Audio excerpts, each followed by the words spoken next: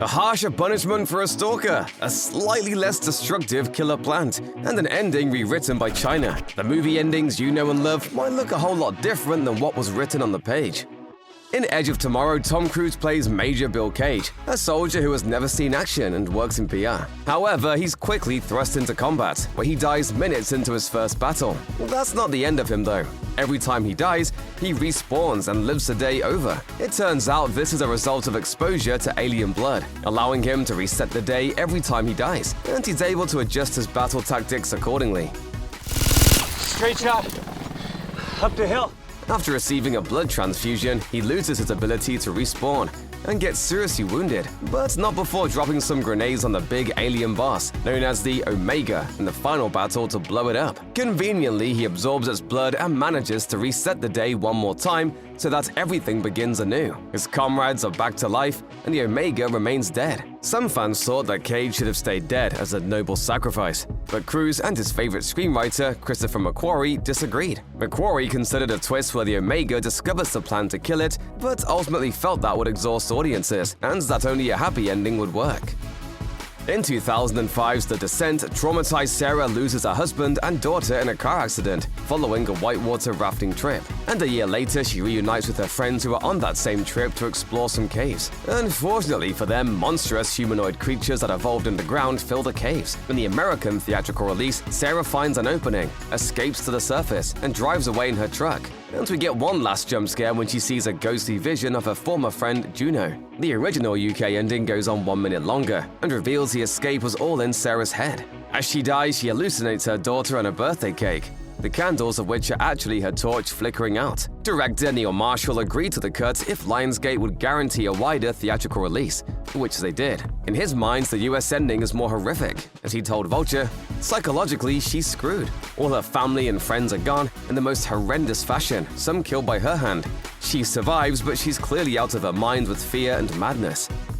Richard Matheson's 1954 novel I Am Legend has spawned 3 major movie adaptations, and in all of them, including the book, the main character dies. In the theatrical cut of the 2007 version, Will Smith's character, Robert Neville, manages to hand off the cure for the vampirish creatures he's been battling to an immune woman named Anna. He then seals her out of his lab as the monsters attack and detonates a grenade, killing the attackers and himself. That ending preserved the man vs. monsters theme, but an alternate ending preserved Smith through a potential sequel and added complexity to his adversaries. Test audiences didn't like it as much, but it involved Neville realizing that Alpha Darkseeker was only trying to protect its mate. In a unique bit of retconning, the sequel currently in production plans to ignore the theatrical ending and treat the alternate version as canon, mainly so that Smith can return.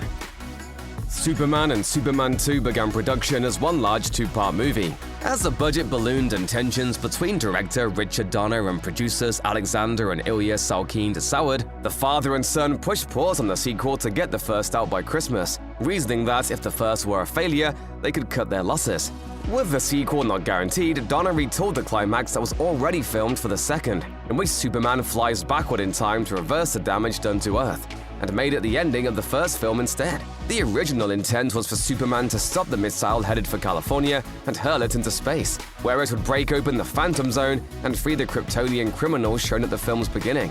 The Salkinds, however, fired Donner and replaced him with Richard Lester, who had previously been a go-between when Donner and the producers wouldn't deal with each other.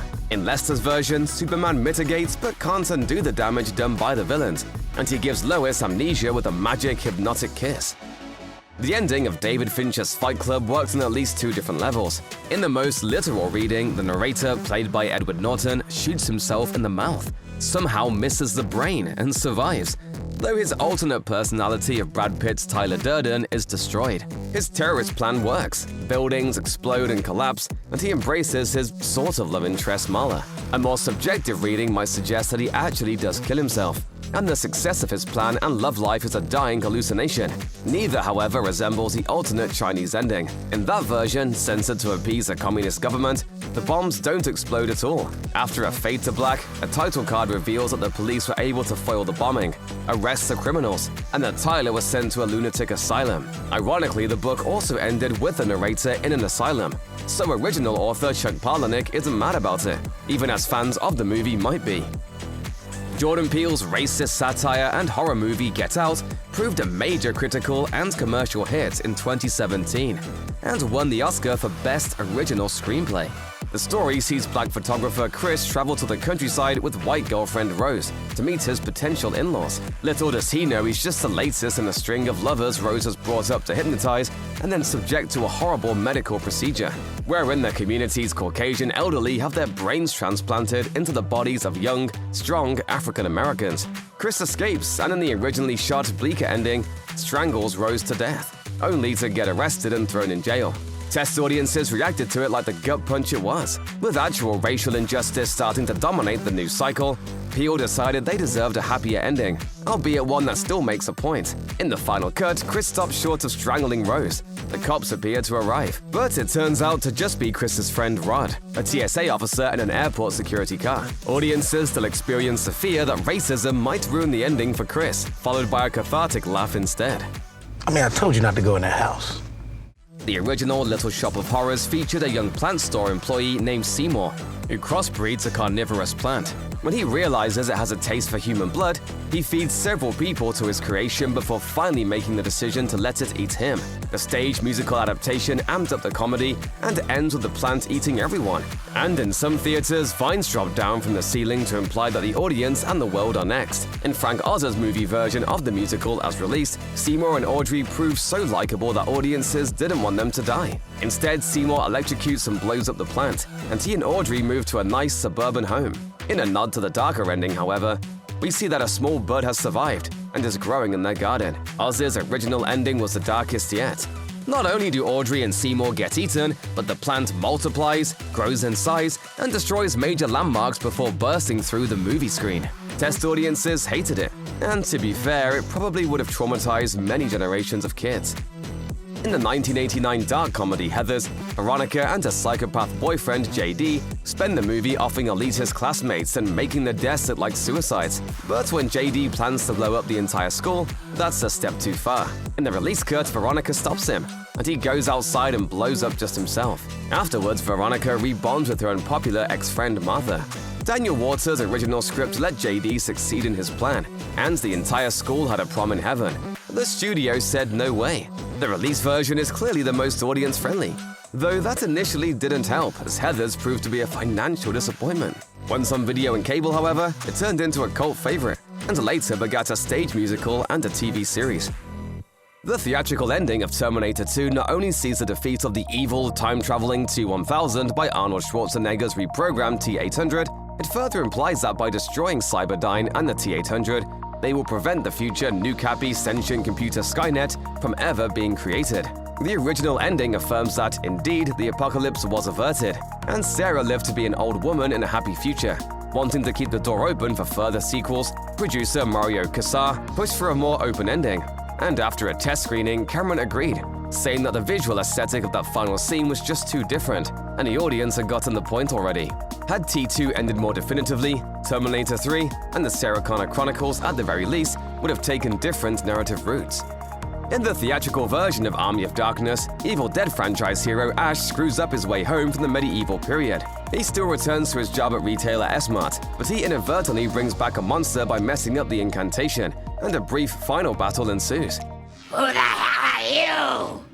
Name's Ash. Housewares. In Sam Raimi's director's cut, however, Ash takes too many drops of a sleeping potion, and after a Buck Rogers-like hibernation, lands in post-apocalypse London. Universal thought that the latter ending was too dark, though one can't help suspecting they also realized any potential sequels would be much cheaper if they unfolded in the present day. Indeed, we got 3 seasons of Ash vs. Evil Dead, which transpired in modern times, and that probably wouldn't have happened had the show been forced to pick up in a futurescape composed of expensive sets. In 1987's Fatal Attraction, Dan has what he assumes is a one-night stand affair with a woman named Alex, after which he thinks he can just go back to his regular happy family life. Alex disagrees and starts behaving like a dangerous stalker. When she finally attacks Dan's wife Beth with a knife, Dan seemingly drowns her in the bathtub. She revives to one last jump scare and Beth shoots her, uniting the family in deadly self-defense. Originally, in the ending we didn't get to see, Alex slashed her own throat, framing Dan for murder in the process. Beth would find evidence exonerating Dan at the last minute, but the movie was set to end with the image of Alex killing herself.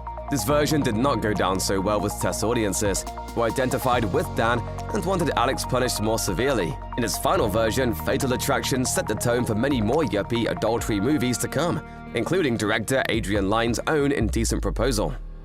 In Terry Gilliam's Brazil, bureaucrat Sam Lowry investigates a government killing of a man falsely accused due to a typing error. He meets trucker Jill, who resembles the fantasy girlfriend he has dreamed about. When an encounter with rogue repairman Tuttle places him on the government's treason list, Sam is captured, tortured, and told Jill was killed. Rescued by Tuttle and an army of freedom fighters, he ultimately finds a still surviving Jill, with whom he drives away. At the very end, it's revealed that Sam only imagined his escape, and he's still in the torture chair, humming a song to himself. He seems lost inside his own head, dreaming that happy ending while becoming a vegetable in reality. Despite an overseas release as planned, Universal boss Sid Sheinberg wanted a literal happy ending for the US cut, and edited a proposed 94-minute syndicated TV version with it. Gilliam showed his cut to the LA Film Critics Association, and when they gave it 3 major awards, the studio gave in.